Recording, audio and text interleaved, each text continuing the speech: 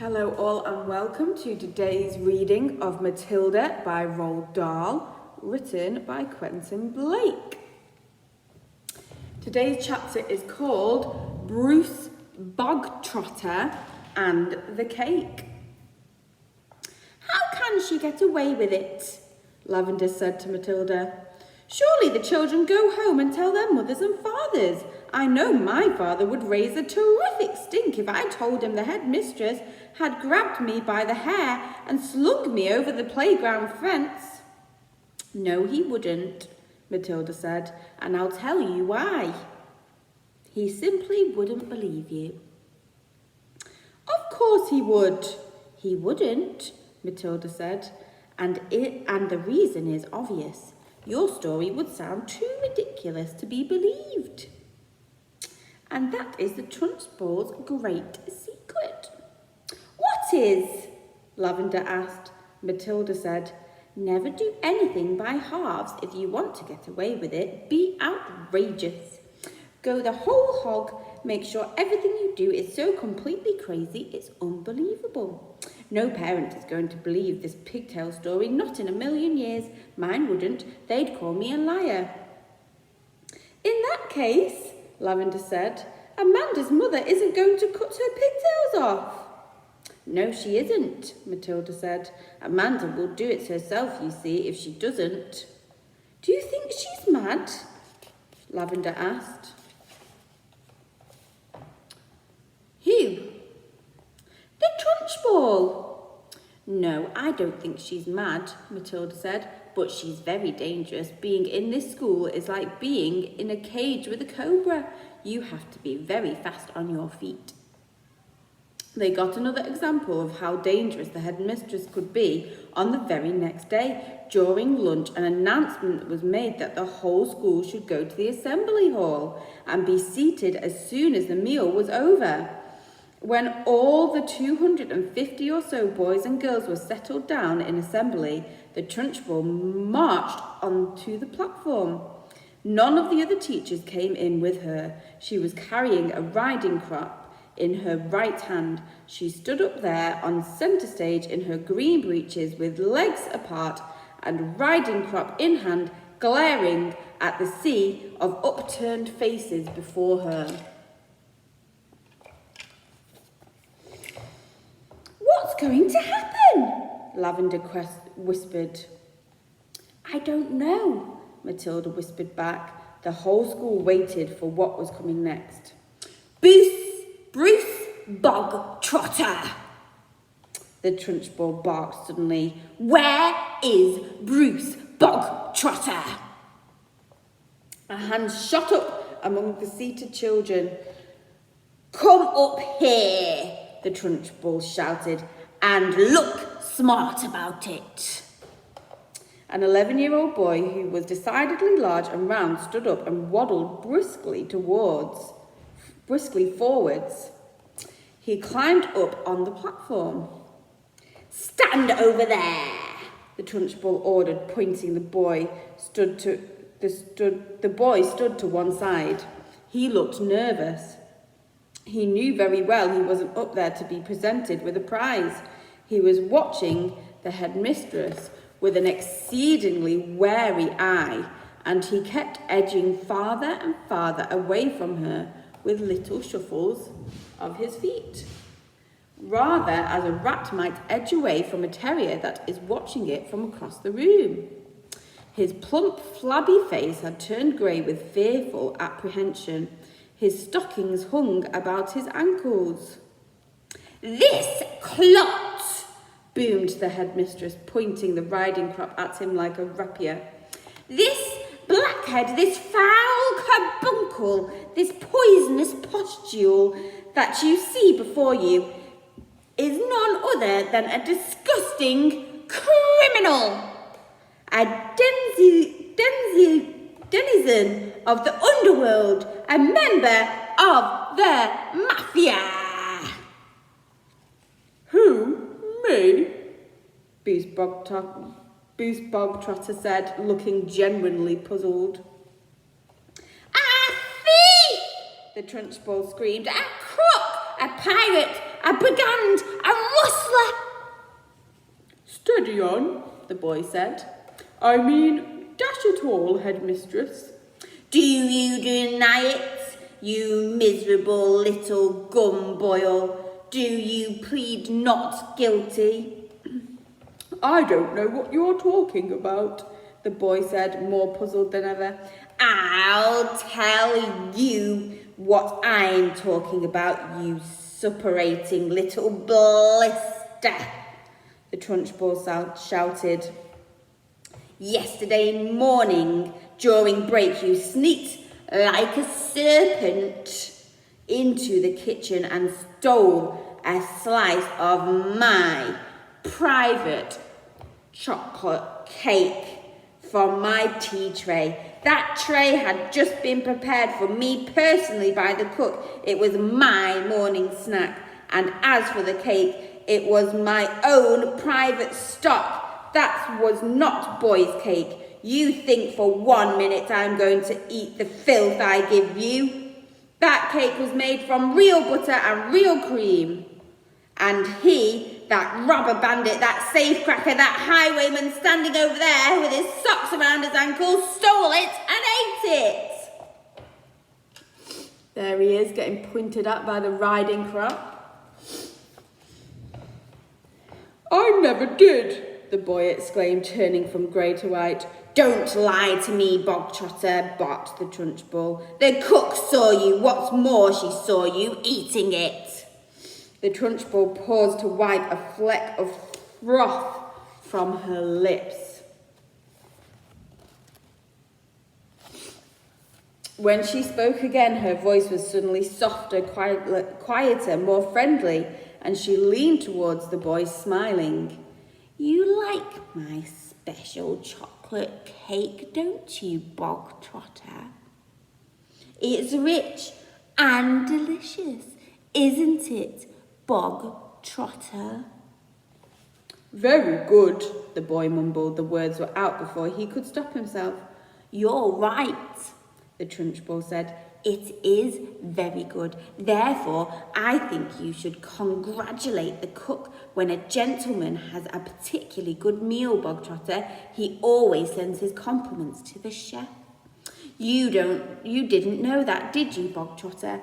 But those who inhabit the criminal underworld are not noted for their good manners. The boy remained silent. Cook! The Trunchbull shouted, turning her head towards the door. Come here, cook! Bogtrotter wishes to tell you how good your chocolate cake is. The cook, a tall, shriveled female who looked as though all of her body juices had been dried out of her long ago in a hot oven, walked onto the platform wearing a dirty white apron. Her entrance had clearly been arranged beforehand by the headmistress. Now then, Bogtrotter, the Trunchbull boomed, tell cook what you think of her chocolate cake. Very good, the boy mumbled. You could see he was now beginning to wonder what all this was leading up to. The only thing he knew for certain was that the law forbade the Trunchbull to hit him with the riding crop, and she kept smacking against her thigh. That was some comfort, but not much, because Trunchbull was totally unpredictable. One never knew what she was going to do next. There you are, cook, the Trunchbull cried. Bogtrotter likes your cake. He adores your cake. Do you have any more of your cake you could give him? I do indeed, the cook said. She seemed to have learnt her lines by heart. Then go and get it, and bring a knife to cut it with. The cook disappeared almost at once. She was back again, staggering under the weight of an enormous round chocolate cake on a china plate. There she is with the cake. The cake was fully 18 inches in diameter, and it was covered in dark brown chocolate icing. Put it on the table, the Trunchbull said. There was a small table centre stage with a chair behind it. The cook placed the cake carefully on the table. Sit down, Bogtrotter, the Trunchbull said. Sit there. The boy moved cautiously to the table and sat down. He stared at the gigantic cake. There you are, Bog Trotter, the Trunchbull said, and once again her voice became soft, persuasive, even gentle. It's all for you, every bit of it. As you enjoyed that slice you had yesterday so very much, I ordered Cook to bake you an extra large one, all for yourself. Well, thank you, the boy said, totally bemused. Thank Cook, not me, the Trunchbull said. Thank you, Cook, the boy said. The cook stood there like a shriveled bootlace, tight-lipped, implacable, disapproving. She looked as though her mouth was full of lemon juice. Come on then, the Trunchbull said. Why don't you cut yourself a nice, thick slice and try it? What, now? The boy said, cautious. He knew there was a catch in this somewhere, but he wasn't sure where. Can't I take it home instead? He asked. That would be impolite, the Trunchbull said with a crafty grin. You must show Cookie here how grateful you are for all the trouble she's taken. The boy didn't move. Go on, get on with it, the Trunchbull said. Cut a slice and take it. We haven't got all day. The boy picked up the knife and was about to cut into the cake when he stopped. He stared at the cake, then he looked up at Miss Trunchbull, then at the tall, stringy cook with her lemon-juice mouth. All the children in the hall were watching tensely, waiting for something to happen. They felt certain it must. The Trunchbull was not a person who would give someone a whole chocolate cake to eat just out of kindness. Many were guessing that it had been filled with pepper or castor oil or some other foul-tasting substance that would make the boy violently sick. It might even be arsenic, and that he would be dead in 10 seconds flat. Or perhaps it was booby-trapped cake, and the whole thing would blow up the moment it was cooked, taking Bruce Bog Trotter with it. No one in the school put it past the Trunchbull to do any of these things. I don't want to eat it, the boy said. Taste it, you little brat, the Trunchbull said. You're insulting the cook. Very gingerly, the boy began to cut a thin slice of the vast cake. Then he levered the slice out, and he put down his knife and took the sticky thing in his fingers and started to slowly eat it. It's very good, isn't it? The Trunchbull asked. Very good, the boy said, chewing and swallowing. He finished the slice. Have another, the Trunchbull said. That's enough, thank you, the boy murmured. I said, have another, the Trunchbull said, and now there was altogether sharper edge to her voice. Eat another slice. Do as you are told. I don't want another slice, the boy said. Suddenly the Trunchbull exploded. Eat!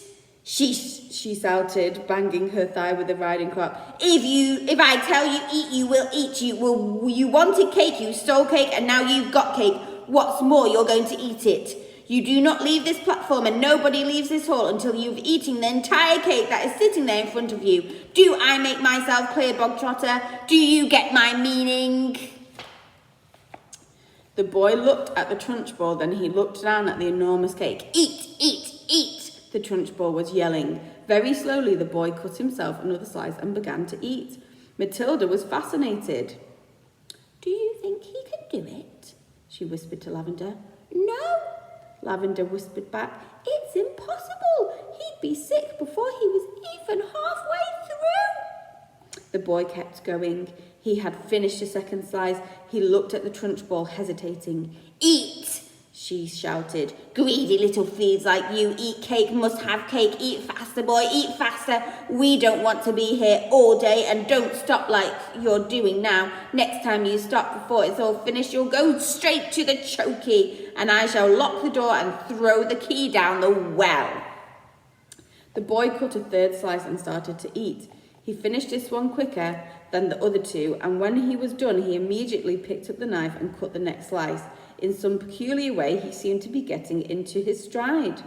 Matilda watched closely, saw no signs of distress in the boy yet. If anything, he seemed to be gathering confidence as he went along. "He's doing well," she whispered to Lavender. "He'll be sick soon," Lavender whispered back. "It's going to be horrid." When Bruce Bogtrotter had eaten his way through half of the entire enormous cake, he paused for just a couple of seconds and took several deep breaths. The Trunchbull stood with hands on hips, glaring at him. "Get on with it," she shouted. "Eat it up." Suddenly the boy let out a gigantic belch, which rolled around the assembly hall like thunder. Many of the audience began to giggle. "Silence!" shouted the Trunchbull. The boy cut himself another thick slice and started eating it fast.